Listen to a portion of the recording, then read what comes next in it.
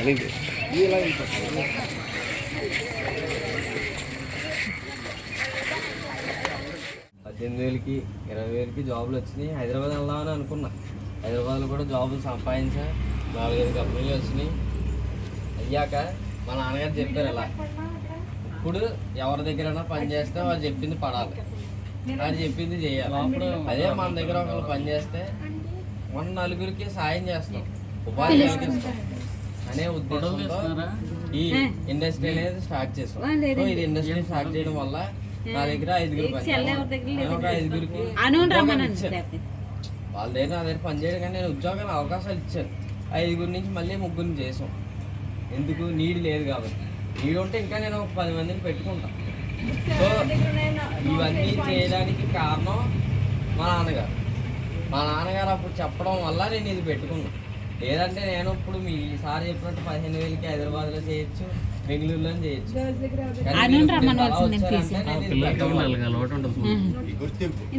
గుర్తింపు అంతా వచ్చింది మా నాన్నగారు వాళ్ళు.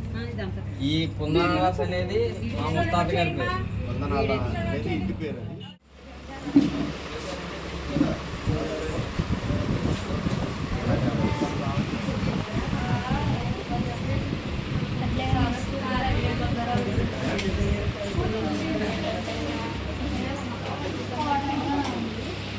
ఇట్లా రా ఫోటో ఇట్లాగే బా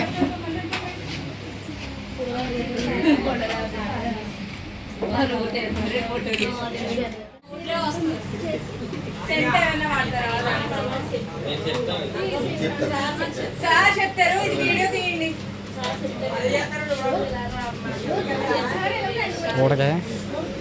చెప్తారు ఒకసారి ఏమేమి బయట తెచ్చుకుంటారు, ఏమేమి మెటీరియల్ ఉపయోగిస్తారు.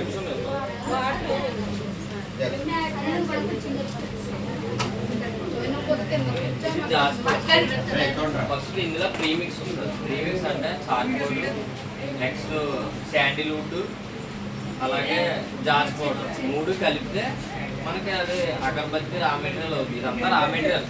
ఈ జాజ్ పౌడర్ ఎందుకంటే స్టిక్ ఉంటుంది కదా, ఈ స్టిక్ ఉన్నదా, ఈ స్టిక్కి అతుక్కోవడానికి జాజ్ పౌడర్ వేయాలి. ఇవి ఇంగ్రీడియంట్స్ ఏంటి? అది గమ్ అండి. జాజ్ పౌడర్ అనేది ఆడిస్తాం. సో ఇది దీనికి అతుక్కోవడానికి జాజ్ పౌడర్. ఇది ఏంటంటే దాన్ని బర్నింగ్ అయ్యి ఫ్లేవర్ అతుక్కోవడానికి దానికి ఆ పౌడర్